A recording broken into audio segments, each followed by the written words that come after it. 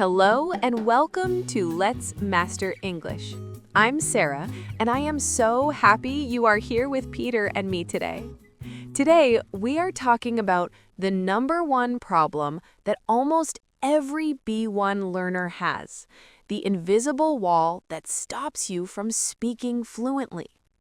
I know that moment when you know the words and the grammar, but you can't say anything because your brain is busy translating. Today, we say, stop translating. Think in English instead.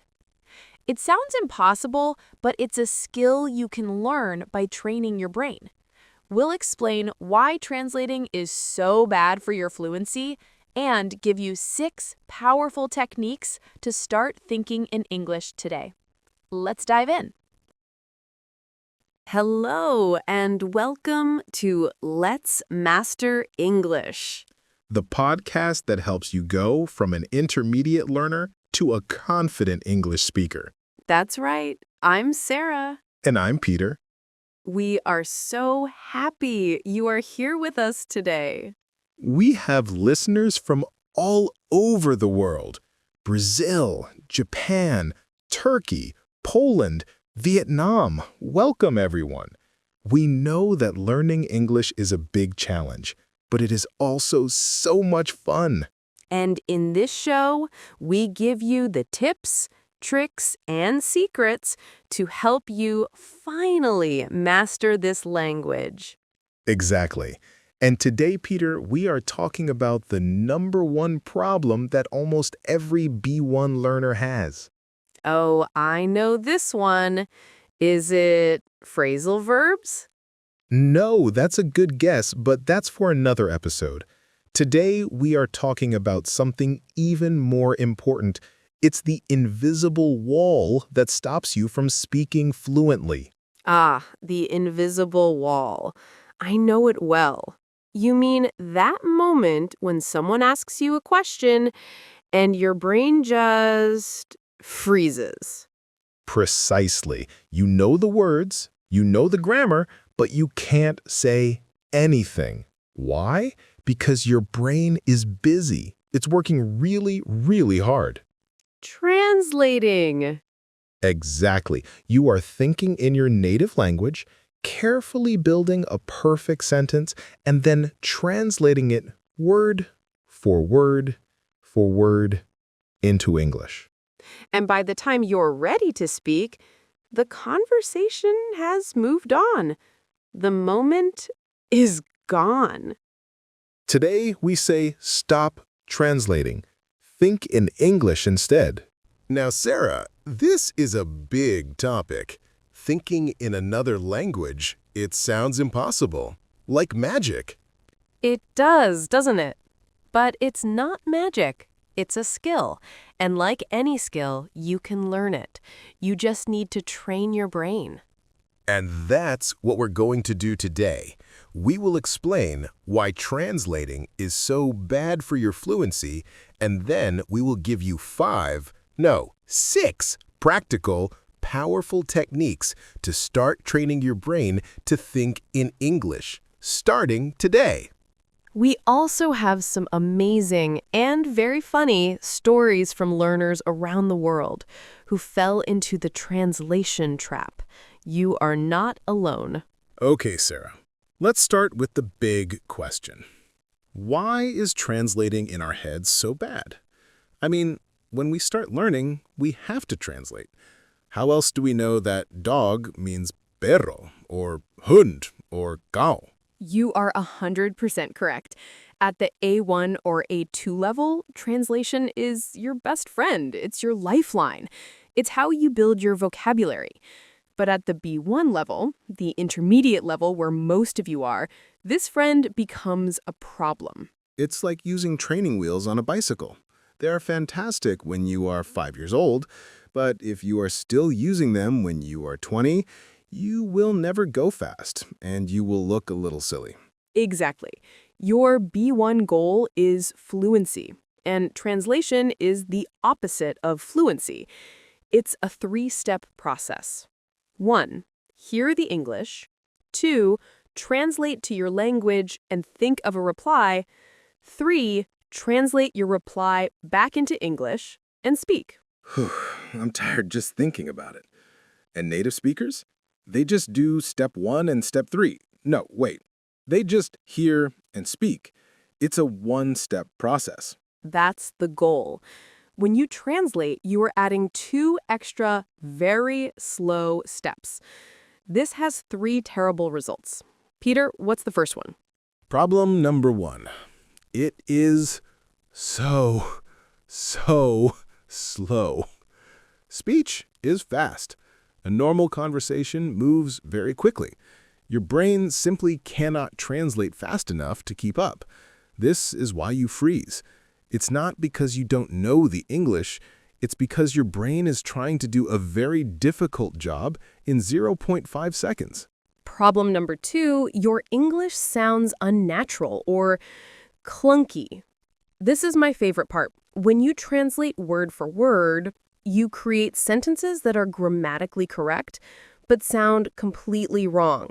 Every language has its own structure, its own way of saying things. Oh yes, we call these literal translations, and we get fantastic, funny examples from our students. I was talking to Maria from Brazil last month. She was telling me she was very busy at work. She wanted to say in Portuguese, Eu tenho que matar león por dia, which means I have to kill a lion every day. It's a great idiom in Portuguese that means you have a very difficult challenge to face. Oh, no. Please tell me she didn't. She did. She told her new American boss, I am very busy. Every day I must kill a lion. What did her boss say? He just stared at her. He had no idea what she was talking about. He probably thought she was in some strange, illegal hunting club. The correct English idiom would be, I have a lot on my plate. Or, it's a real jungle out there. That is a perfect example. You cannot translate idioms. And it happens from every language. A student of mine, Kenji from Japan, was at a dinner party in London. He wanted to compliment the host. In Japanese, a common way to say you are full and satisfied is onaga ippai, which literally means my stomach is full. That sounds fine. We say that in English. I'm full. Ah, but he didn't say that. He used a different common phrase, kekko desu, which can mean I am fine or no thank you. But he was nervous and he mixed it with the literal translation of stomach. He smiled at the host and said, Thank you, my stomach is enough. My stomach is enough. It sounds like a Lion Hummus surrealist poem. Exactly. And we have more. A listener, Marta from Poland, told us she was in an office in America. She was cold. In Polish, you say, jest mi zimno, which literally translates to, it is cold to me. So she said to her colleague, is it cold to you? Is it cold to you? And her colleague, a native speaker, was so confused. He said, what? Am I cold to you? Like, is my personality cold? Am I unfriendly? Ugh, the misunderstanding. All she had to say was, are you cold? Just 2 words. But her brain was stuck in the Polish structure. This is the clunky problem, and it leads us to the final, most serious problem. Problem number 3. It destroys your confidence. This is the worst one. You are a smart, interesting adult. You have great ideas and funny jokes in your native language. But when you speak English, you sound slow and clunky. Right. So you get frustrated. You feel stupid. We received a very honest email from a listener named Ahmed from Egypt. He said, I am a B1 level, but I feel like a child. In Arabic, I am a manager. I am a leader. In English, I cannot make a simple joke. When I speak, I am so worried about translating, I just stay quiet. I am invisible. That is heartbreaking. And it is so common. We got a similar message from a student in our online forum, Hannah from Ukraine. She said her friends tell her she sounds amazing, but her B1 placement is killing her. She feels so much pressure to be perfect that she is afraid to speak at all. So let's review. Translating in your head is slow, it makes you sound unnatural, and it kills your confidence. It is the single biggest thing holding you back from fluency. So, Peter, how do we stop? All right, this is the good part. This is the how-to. We are going to give you 6 practical techniques. You don't have to do all of them at once. Try 1 or 2 this week. See how they feel. These are your new brain training exercises. Are you ready? Technique number 1. The baby steps monologue. The what? The baby steps monologue. It means talking to yourself in English. I know, it sounds crazy, but it is the most powerful and safest way to start. You are alone. There is no pressure. No one will laugh at you. What do you talk about? Anything. Start simple, very, very simple. This is the baby steps part. Don't try to talk about politics or philosophy, just narrate your life. When you wake up, think in English. Okay, I am awake. I am turning off my alarm. It's 7 a.m. I feel sleepy. I need coffee. I see. So you are not translating Mushev stat. You are just connecting the English words directly to the action. Exactly. You are building a direct link. When you are making breakfast, I am opening the fridge. I see milk, eggs, and an old lemon. I will take the eggs. I am getting a pan. Where is the pan? This is brilliant. You are practicing thinking in simple sentences and you are using the vocabulary for the things all around you. And you can do it all day. In the car. Wow, there is a lot of traffic. That car is red. The radio is playing a terrible song. I will change the station. This is how children learn. They don't have another language to translate from. They just point and say, red car, big dog, want milk. You have to become a child again. Be simple. Be curious. This is your foundation. Start your internal monologue, your inner voice, in English. Okay, I love that. Technique number 2, the object labeling method. Ah, a classic, and it works. It's very simple. Look around your room right now. Your desk, your lamp, your curtains, your phone charger. Don't just see the object and think of the word in your language first. You need to break that habit. From now on, that wooden thing you sit on is not a silla or a stool, it is a chair. You want to build an instant, direct connection to chair. Not to silla, to chair. How do you do this? Get some sticky notes, the little colorful pieces of paper, write the English word on it, and stick it on the object. Put mirror on your mirror. Put refrigerator or fridge on your refrigerator. Put door on your door. Put light switch on your light switch. It sounds silly, but it works. Every time you open the door, you will see the word door. You are creating a comprehensible input environment. You're making your home an English classroom. I had a student, Clara, from Italy, who did this. She said for the first week, she felt crazy. But then, she stopped seeing the Italian word, specchio, in her head. She just saw the object, and her brain offered the word mirror. The connection was rewired. That's the moment. That's the little victory that shows you it's working. This next one is my favorite. Technique number 3. Learn in chunks, not single words. This is so important. What is a chunk? A chunk is a group of words that native speakers always use together. It's a phrase. It's a collocation.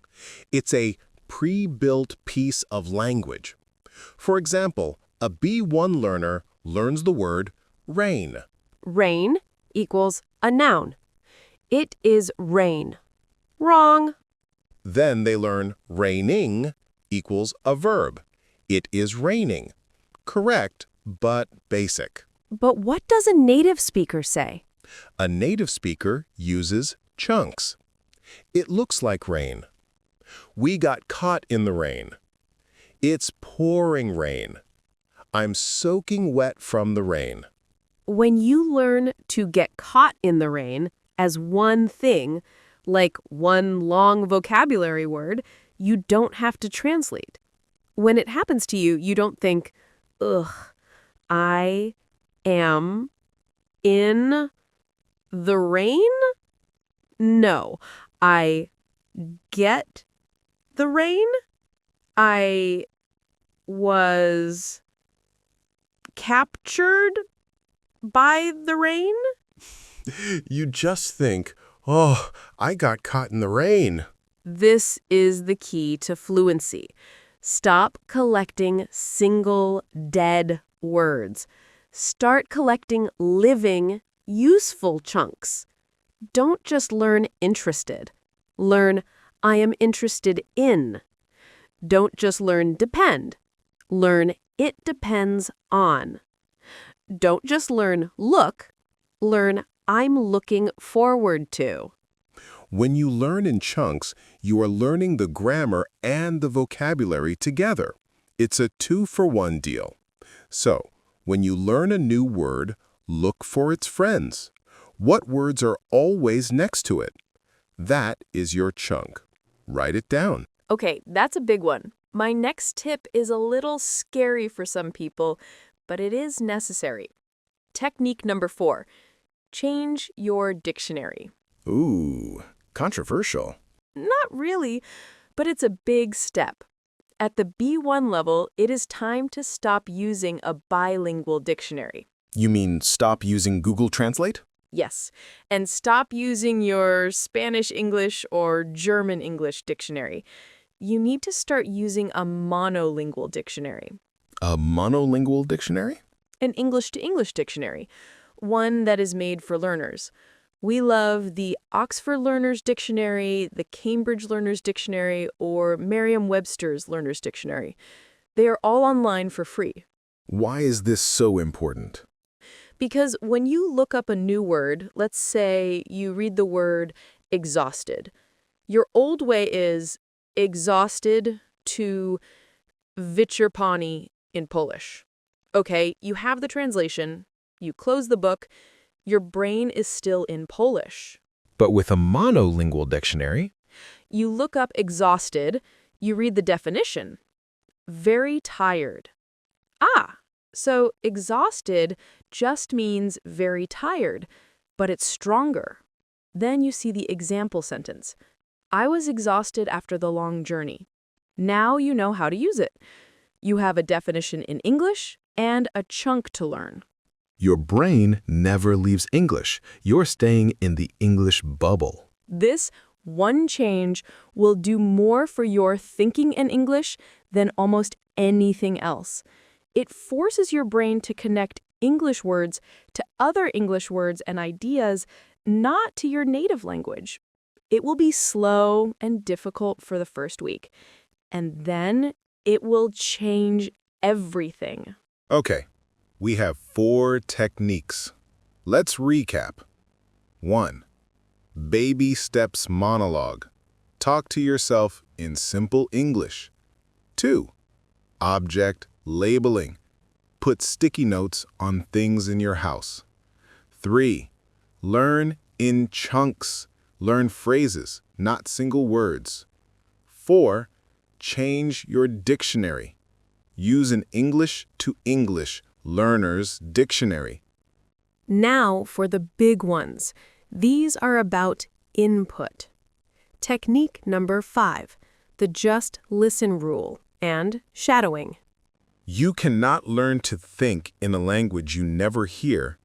You must fill your life with English. This is massive input. At the B1 level, you need to find content that is 1. Interesting to you, 2. Understandable. You should understand 70 to 80% of it. If you love cooking, Watch cooking shows on YouTube in English. If you love football, listen to a Premier League podcast in English. If you love video games, watch a Twitch streamer who speaks English. But here is the secret. The just listen rule. For the first 5 minutes, do not use subtitles in your own language. Do not even use English subtitles. Just listen and watch. Your brain will panic. It will say, I don't understand. Find the translation. You must tell your brain, no. Just listen. Look at the pictures. What is the main idea? You will be amazed at what you can understand from the context, from the tone of voice, the music, the actions. This trains your brain to get meaning directly from the English sounds. After 5 or 10 minutes, if you are lost, it's okay. You can turn on the English subtitles. Not your language, English. This way you connect the sound of the word to the spelling of the word. And now, for the advanced version of this, shadowing. Shadowing means to copy or imitate. You listen to a short phrase, you press pause, and you say it. You try to copy the pronunciation, the rhythm, the music of the sentence. Let's try. I'll be the podcast host, and we'll be right back after this quick break. And we'll be right back after this quick break. Not bad, but I said right back. Quick break. Try again. And we'll be right back after this quick break. And we'll be right back after this quick break. Better. This is shadowing. You are training your mouth and your ears to work like a native speaker's. You are learning the music of the language, not just the words. And you are not translating. Okay, one final technique. And this one brings it all together. Technique number 6, the simplify your thoughts strategy. This is for when you are in a real conversation. The problem: you have a very complex, intelligent, beautiful thought in your native language. Let's say you are Pierre from France. Your friend asks, "Did you like the movie?" In your head, you think in French. Eh bien, pour être honnête, je l'ai trouvé un peu cliché, surtout la fin, qui m'a semblé complètement invraisemblable et un peu décevante. Wow, very poetic. Well, to be honest, I found it a bit cliché, especially the end, which seemed completely unbelievable and a little disappointing. That is a C1 level sentence. It is beautiful. But to translate that in 3 seconds? Impossible. You will freeze. You will panic. You will say, it was, What do? You simplify the thought. Do not translate the C1 French sentence. Instead, answer the question in B1 English. What is the main idea of your French thought? It was okay, but the end was bad. So just say that. Friend, did you like the movie? Pierre, it was okay. I didn't like the ending. It was a little silly. Boom. It was okay. I didn't like the ending. It was silly. 3 simple, perfect B1 sentences. You were fast, you were clear, you stayed in the conversation. Your goal is not to be Shakespeare. Your goal is communication. You can't say invraisemblable, unbelievable, no problem. Say not real, or silly, or stupid. Use the words you have. Clara from Italy told us this was her breakthrough. She wanted to say the current geopolitical situation is causing significant downstream effects on the supply chain. She stopped and said, bad politics makes problems for business. Things are late. Her boss understood. Communication equals success. Stop trying to be perfect. Start trying to communicate. Simplify your thoughts into B1 English. Don't translate your C1 native language. Okay, that was a lot of information. 6 big techniques. It can feel overwhelming. Do all this? I have a job. I have a family. We understand. So, we are giving you a challenge. The Let's Master English 5-minute challenge. We want you to do this every day for 1 week. Just 5 minutes. That's it? 5 minutes? 5 minutes every day is better than 2 hours on Sunday. Consistency is the key. Here is your 5-minute plan. Minute 1. The monologue. Choose one small activity. Brushing your teeth, making your coffee, washing the dishes. For 60 seconds, narrate it in your head in English. I am putting toothpaste on the toothbrush. I am brushing, up and down. This tastes like mint. Minutes 2, 3. The chunk. Open your notebook. Find the last chunk you learned. For example, looking forward to. Spend 2 minutes using it. Say 3 sentences out loud. I am looking forward to the weekend. I am looking forward to my vacation. I am not looking forward to this meeting. Minutes 4 and 5. The dictionary. Think of one word in your house. Any word. Towel, spoon, pillow. Do not translate it. Look it up in your new English to English Learner's Dictionary. Read the definition, read the example sentence. Your 5 minutes are over.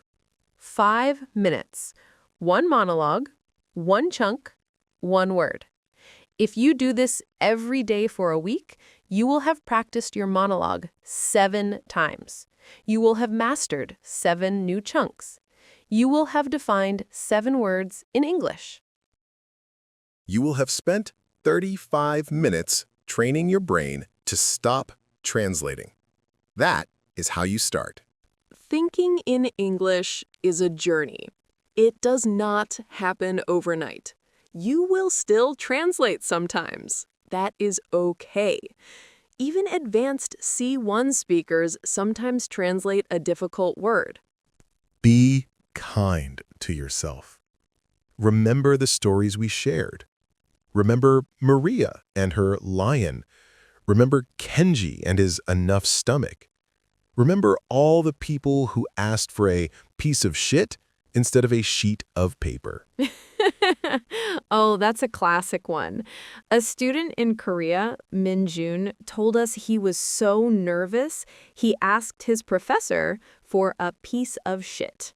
His professor just smiled and said, I think you mean a sheet of paper.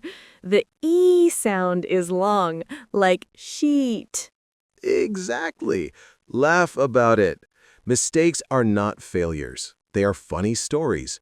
They are proof that you are trying. You are a B1 learner. You are in the middle of the journey, the hard part. You are leaving the safe world of translation and entering the fluent world of thinking. It's a big, brave step. So, this week, your challenge is simple. 1. Notice when you are translating. Just say, I'm doing it. 2. Try one of our techniques. Just one. Start your 5-minute challenge. You can do this. You are already a B1 speaker. You are amazing. Now, let's unlock that fluency that is hiding behind the translation wall. That is all the time we have for today on Let's Master English. Thank you for joining us. You can find a full transcript of this episode with all the tips and techniques on our website at letsmasterenglish.com. And please write to us. Tell us your funny translation stories. Tell us which technique you are going to try this week. We love hearing from you. Until next time, Keep practicing. and start thinking. Bye, everyone. Bye. That was a lot of information today. But remember, thinking in English is a journey, and it does not happen overnight. You will still translate sometimes, and that is okay. The important thing is to notice when you are translating and then try one of our techniques, like the 5-minute daily challenge.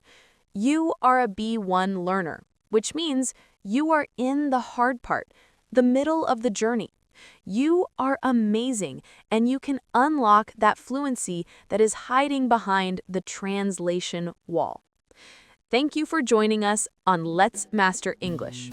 You can find a full transcript of this episode with all the tips and techniques on our website. Until next time, keep practicing and start thinking. Bye, everyone.